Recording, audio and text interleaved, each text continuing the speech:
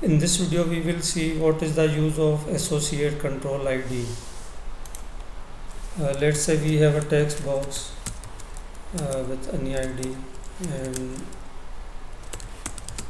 we have a form where we have these different kind of controls, and along with it we have a label.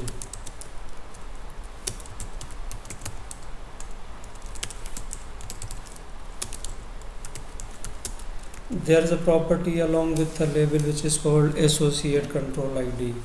If we mention this one along with a text box or any other control, it is going to focus on that particular control. We will see it how.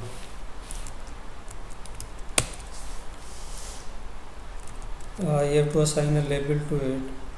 For example, enter your first name. I will copy paste this one for another control to see the difference between both.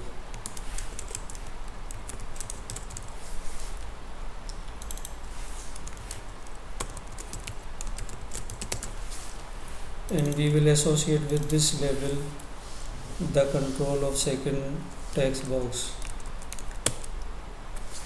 If I click on this label, you will see it will focus on the text box which is related with this particular label. If I click on this label, which is second label, it is going to automatically focus on the text box which is linked with it, which is associated with it.